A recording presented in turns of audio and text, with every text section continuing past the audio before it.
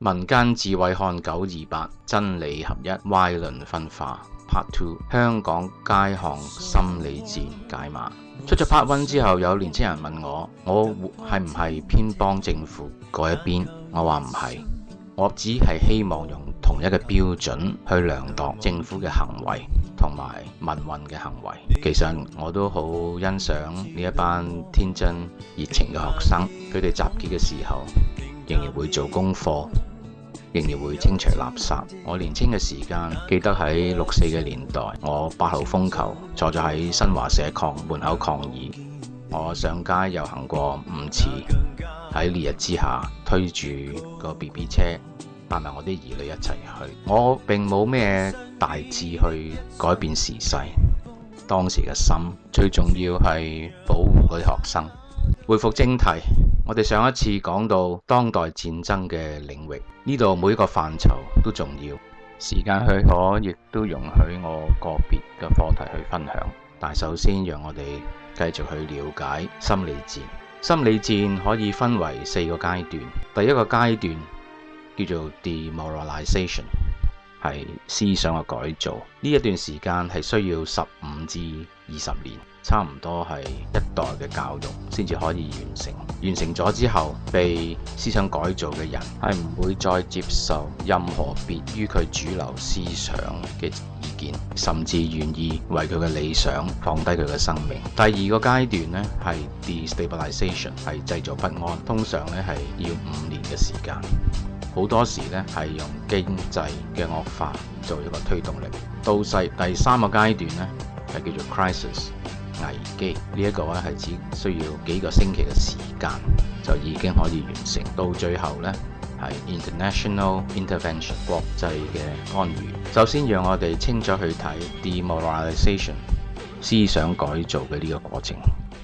demoralization 思想改造係可以分開官方同埋唔屬呢個社群嘅其他力量去嘗試改造呢個社會。官方嘅係好容易見到，我哋經歷過嘅，譬如好似公民教育一出嚟嘅時候，大家都知道係咩一回事，大家都會反對。但係隱晦嘅思想改造呢，係比較難認清楚。而全球嘅民主批發商呢，可以講係美國嘅 National Endowment for Democracy， 美國國家民主基金。佢哋講呢係一個 NGO， 一個非政府嘅組織。但如果我哋睇翻佢嘅年報，佢主要嘅資金來源呢，都係嚟自美國政府嘅。下一幅呢係比較有趣嘅圖片，就係影美國國務卿 John Kerry， 即係 National Endowment for Democracy， 美國國家民主基金嘅大老闆，同埋呢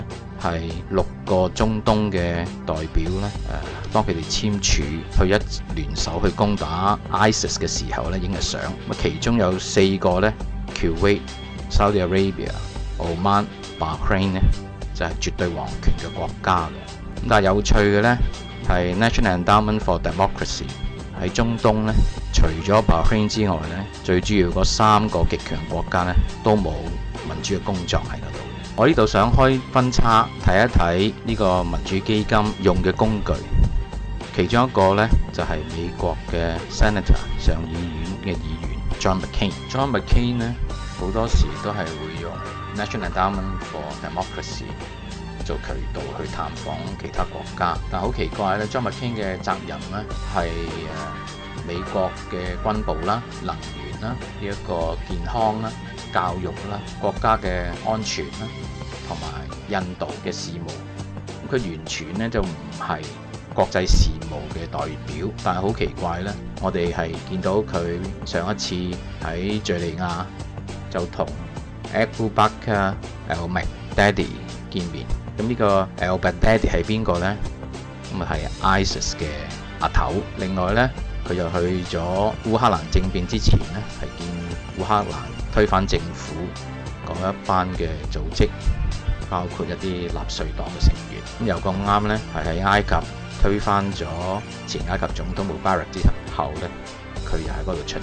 我哋睇一睇 National Endowment for Democracy 喺香港做緊咩呢？咁可以喺佢嘅年報去睇到，大約咧佢喺香港2012年呢係動用咗大約過千萬嘅港紙，而最大部分嘅使費呢，就喺香港大學生嘅民主教育上邊，係做思想嘅工作。喺呢度我想澄清呢，我唔係話參加佔領中環推動民主嘅人都係受到外國嘅思想改造。其實如果我哋睇翻啲群眾，有一部分係香港有組織嘅政黨，有一部分呢係崇高理想嘅學派，有啲咧我會叫佢做民主嘅機會主義者，即係最好就有民主啦，但係唔會流血嘅。咁剩翻落嚟嗰啲呢，絕大多數係支持同埋保護學生嘅群眾。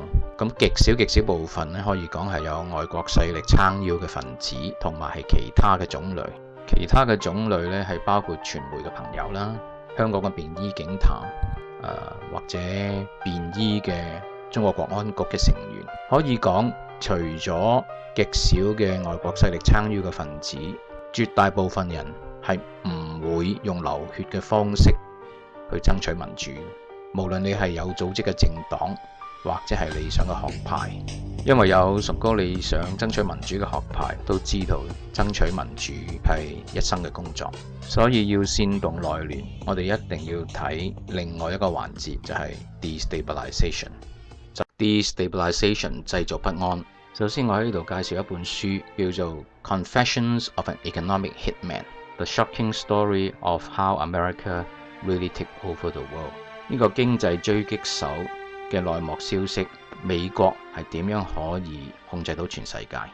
慣用嘅方法要製造一個國家或者一個地區不安嘅呢，首先就係借錢俾呢個國家。通常一啲比較落後嘅國家同埋好多資源嘅，借錢俾佢投資基建嘅時候，通常政府嘅官員呢就袋一半，另外一半呢就做豆腐渣工程。咁當個項目做好或者斷尾嘅時候，一定係冇錢還。嗰陣時呢，國際銀行就逼還債嘅時候，就可以搶咗個地方嘅天然資源。咁但係香港又唔係民不聊生，又唔係柯靖猛於虎。雖然工作時間就長啲，人工又奀啲，啲樓又好貴，但係都唔會做到成個社會呢係動盪不安。所以香港今次嘅情景呢係好特別，好似呢係要一跳就跳咗入去危機裏面。其實目前嘅情況，我唔可以講係一個危機，只不過係有啲衝突，有啲困難。因為真正嘅危機，一係呢就要武裝篡位，而香港呢個情況又冇乜需要，所以真正嘅危機發生呢，我自己相信我哋會見到一個 false flag operation， 即係36計第3計嘅借刀殺人。讓我哋睇一睇一個大嘅圖畫，中國美國交戰狀態之中，喺香港，如果突然間有暴徒喺旺角、喺中環因為衝突向警察抌1-2個火油彈，咁係咪逼住警察要開槍或者要鎮壓？如果係咁嘅情況之下嘅時候，你估邊個得益最大？中國？香港已經係屬於中國噶啦，香港政府一定唔係啦。好多人唔相信敵對嘅國家會為咗香港做呢件事，因為佢哋嘅眼光睇得太淺。而家中國同美國最大嘅戰場其實係一個貨幣嘅戰爭，係人民幣準備代替美元嘅地位，而淨係呢一仗已經足夠打一次硬仗。美國借刀殺人呢個方法，如果各位有留心中東、歐洲、烏克蘭，一定清楚已經係用過無數嘅次數。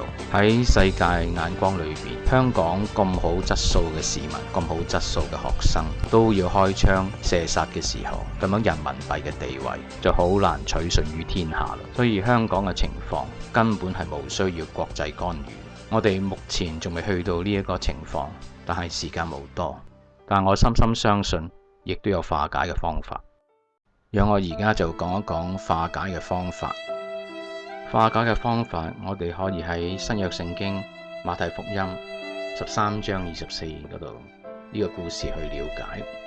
呢度話有人播咗啲麥嘅種子喺個田嗰度，但係當佢瞓着覺嘅時候呢，有敵人將一啲稗子撒咗落麥田就走咗啦。到呢個苗吐穗嘅時間呢，嗰啲稗子都生出嚟。咁呢個田主嘅僕人就同個主人講：主啊，你唔係撒咗呢啲好嘅種子喺個田嗰度咩？點解會有啲稗子嘅呢？主人就話：呢一啲呢，就係敵人做嘅。咁僕人問：你要唔要我掹佢哋出嚟啊？個主人話：唔使，因為我驚掹嗰啲稗子出嚟嘅時候呢，連好麥嘅麥子都掹埋出嚟，就容許兩樣呢一齊長大。等到收割好嘅時候呢，我就對收割嘅人講：首先將嗰啲稗子擺開，紮成一紮，等住燒。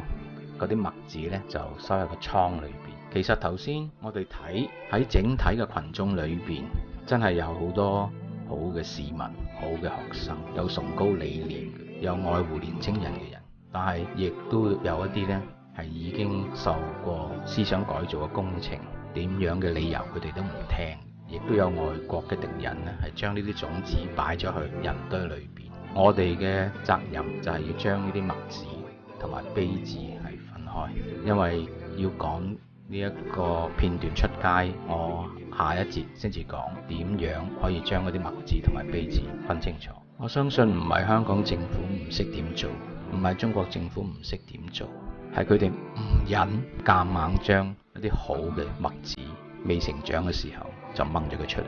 好多謝各位嘅支持去睇呢個片段，呢個信息如果你覺得係可以接受嘅，請繼續一路散開去，因為我哋每一個人都係麥子，好嘅種子係要成熟。多謝各位，晚安。